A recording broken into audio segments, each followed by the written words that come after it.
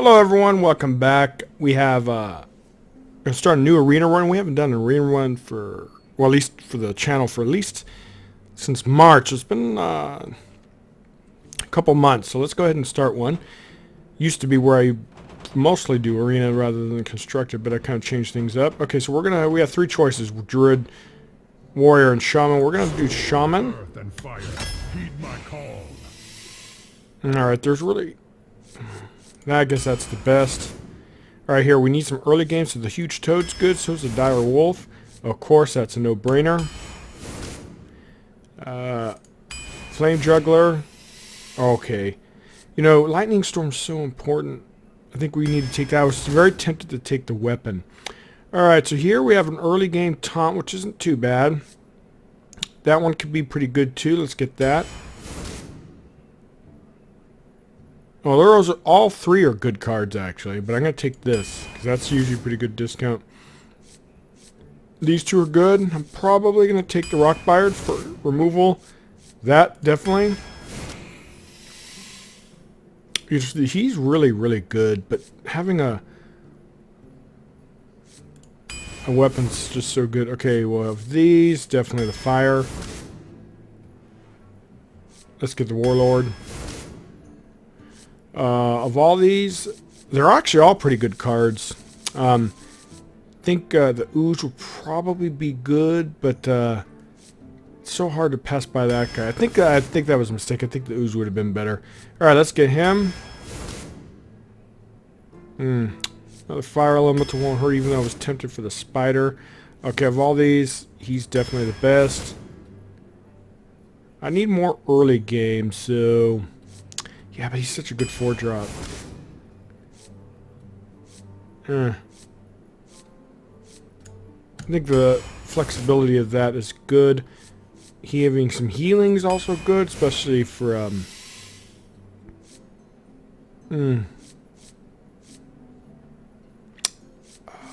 I guess he would be the best. Can't go wrong with him. You know, Shamans tend to flood the board, so I think having Bloodlust is just too good to pass up. Of all these, I would take Earth Shock.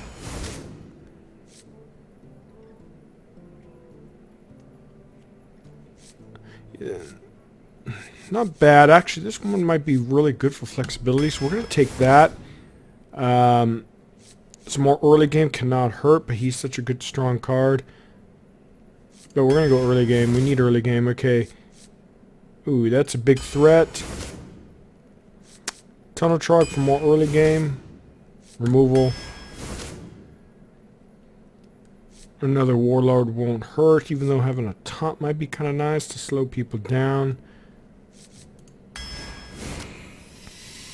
And Thunderblood. Okay, so let's go ahead and queue up. I think the draft was pretty decent. Pretty good cards. Having two of the 4-mana 7/7s coin out in turn 3 might actually just be game. In the arena, it's going to be very difficult to deal with. Even in construction, it depends. I mean, it depends on what class you're going against. But, yeah, it's definitely not going to be easy. Especially for druids that tend not to have hard removals. Alright, we're definitely keeping that. The Biofin definitely Tidehunter. Let's get rid of that. Having some early game is so important. Okay, it's not the greatest starting hand. I forgot to see if I had coin or not. If I have coin that on turn 3, it'll be pretty devastating for someone to deal with. And think of the Shaman. I've been playing a lot of Shaman on a ladder. I have really good success except for last night. There was too many counters. There were a lot of warriors, control warriors, tempo warriors, and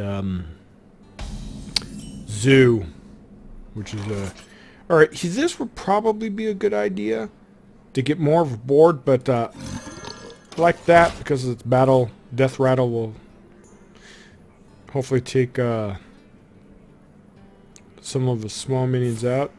Okay, no one runs that in Druid.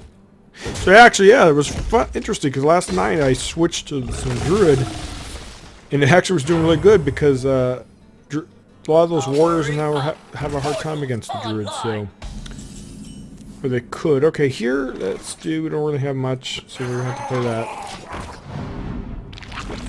He's probably going to hero power the 1-1, so I'm not going to be able to get rid of that mech easily. But turn 4 is going to be pretty good. Which is interesting, because this could be a equivalent to him as well. So let's, actually, now, this situation, we could remove that. So, yeah, it's great to get that 4-4 out there, but it doesn't mean it's necessarily the best move. There we go. So, sometimes you can't get what you want. Now, turn 5, we might actually play him, but none of these guys are going to probably survive.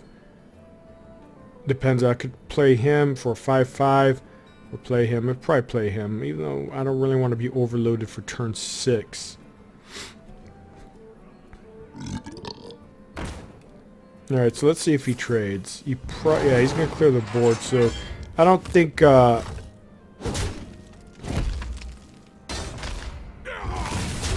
so he clears the board, so I'm not going to get any buffs. I really don't want to be overloaded for turn 6, though. Because the turn 6 could get rid of that. I'm just going to have to play this for... I mean, yeah, playing that's great, but then I won't be able to play him, because playing him I could trade into that or get rid of those other minions, so kind of allows us to think ahead. So unfortunately I'm going to have to play this as a 4-4, which is bad, but I don't want to be overloaded for turn 6. I could have been greedy on turn 4, I guess. Maybe that would have been better, but I think it was better to remove the minion rather than... Alright, so... I'll be able to deal with that, assuming that he's going to trade, which I'm assuming he will. Maybe not. He might just go to face. See, that's why I don't want to be overloaded on turn 6. Yeah, turn 4 might have been a little bit different. Hopefully he trades good, so I'll be able to deal with that. Unfortunately, he still has 2 big minions on board. A Power Mace is going to come in really handy.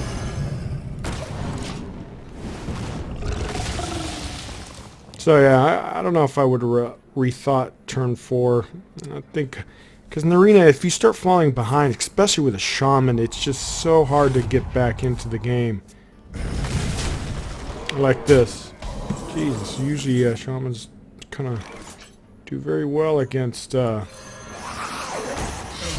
guide me. Alright, so we're taking a lot of damage, but hopefully next turn we'll be able to turn things around. If I could retake the board... I don't, unless he has some kind of big game hunter, maybe he's not going to be able to deal with a Faceless very effectively. Ooh, yeah, that's pretty bad. So he's more interested in face, so that's unfortunate. Let's put this down. We're going to be overloaded, but we need to put a huge amount of threats on the board. We're going to save the weapon charge. Unfortunately, I got a 4-6, but that's fine.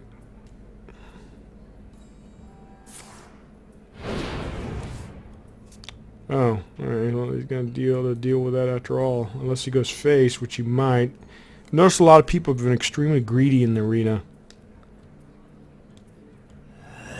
Yeah, he has a lot of threats. So. He's probably not going to...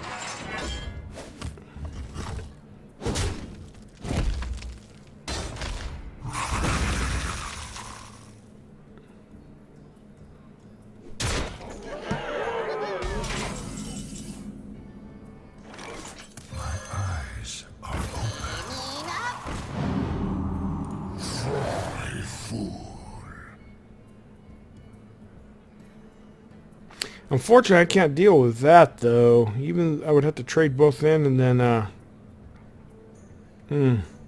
could take that out, then I'm not going to be able to deal with this.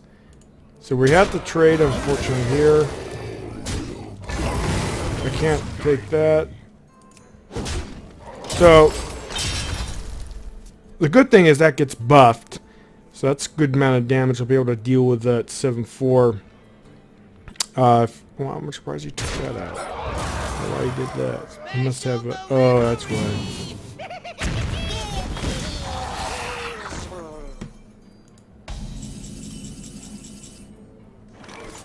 Let's see if we get a little lucky. It doesn't really matter because it pretty much done. Alright, so that's an unfortunate first match. Threatened him because he's a punk. Not just kidding, but anyways, I wanted to, yeah, he had just better counters to everything. Maybe I didn't draft aggressive enough. Or it could have been that turn 4, actually. I should have maybe been a little bit greedy. Maybe getting him out of there would have turned that game around. I was being too defensive, I think. Yeah.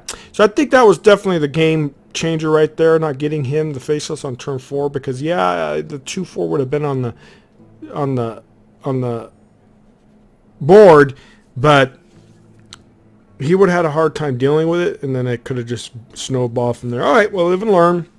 I was thinking too much on the control element, not enough on the best play. So I think that was probably the play that cost me. All right, guys, I'll definitely make more runs with this, and hopefully we get good run overall, but who knows. All right, guys, thanks for watching.